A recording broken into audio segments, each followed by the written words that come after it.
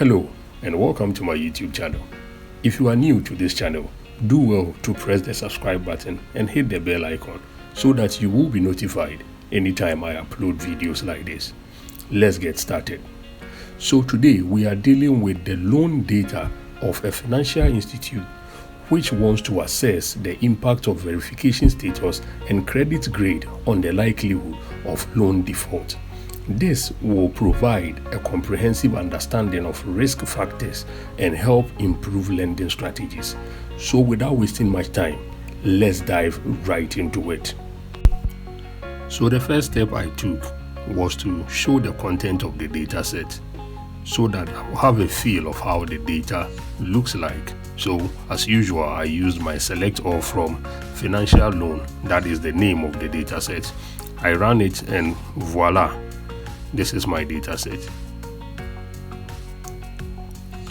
So a critical look at the data shows that we have null entries in there, and you can also identify that this data set is quite huge compared to the ones we've seen on this channel.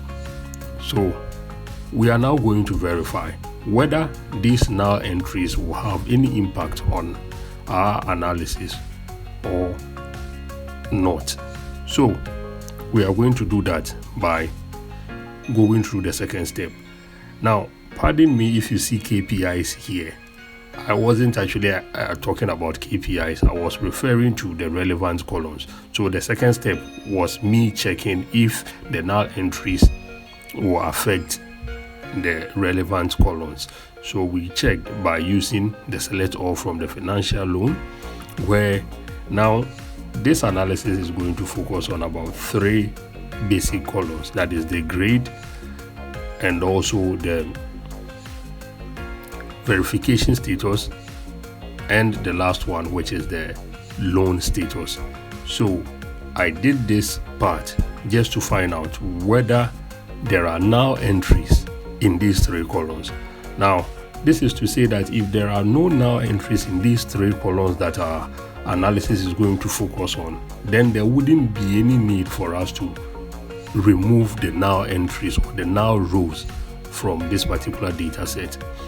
So we did that, and when we checked, we realized that the data set had 38,576 entries, and these three columns also had the same number of entries, meaning that there wasn't any null entries in there, and for that we can use the data without touching the null entries.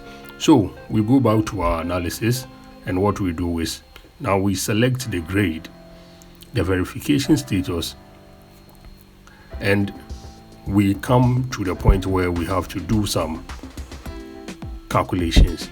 So at this particular point, what we are going to do is we are going to count the number of loans that were given in this particular data set, and we use our count all, give it the alias total loans. Then at this point, we decide to check for the loans that have been defaulted. Now in this data set, loans that have been defaulted are being termed as charged off. That is, the loan status is given the name charged off, meaning it has been defaulted. So we use our case when, in this case, to assign the number 1 to all the entries that have their loan status as charged off, and 0 to the ones that have different name, so that we can sum them up and get the total number of loans that have been defaulted. So we gave it a name, default loan count.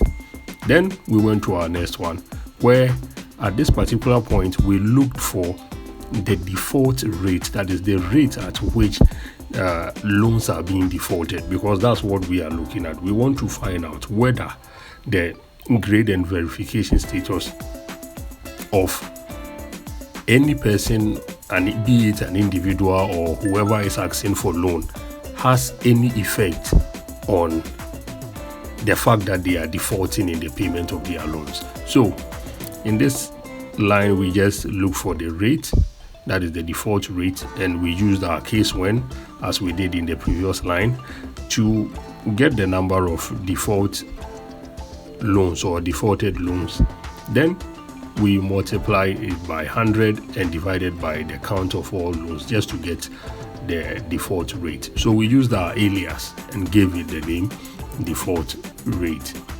Now from there, we also realized that this might definitely end up giving us a lot of decimal places. So we came back to use the round function to help us round the whole thing to 2 decimal places. Then we go to from financial loan, because that's the name of the data set. Then we group by the grade and the verification status, and from there we also ordered by the same grade and verification status.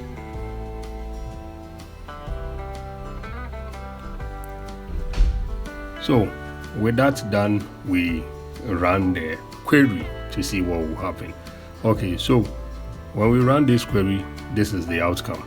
Now we can see the grades right here. We can see the verification status, we can see the loan count, and we can also see the default rate.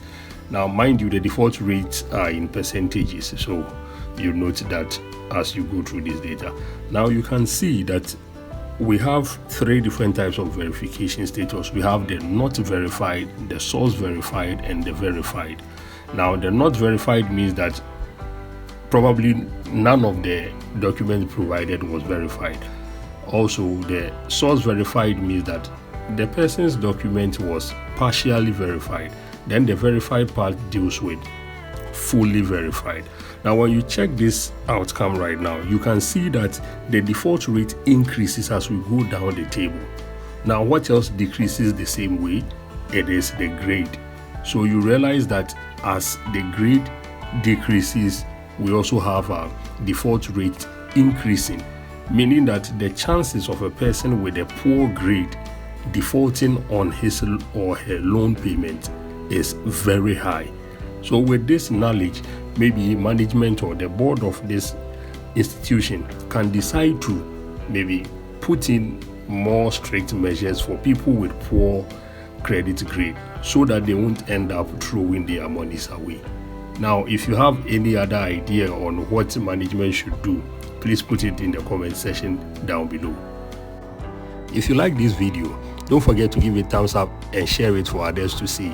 Remember, if you are new on this channel, do well to hit the subscribe button and tap on the bell icon so that you get notified anytime I upload videos like this. Bye, and catch you in the next one.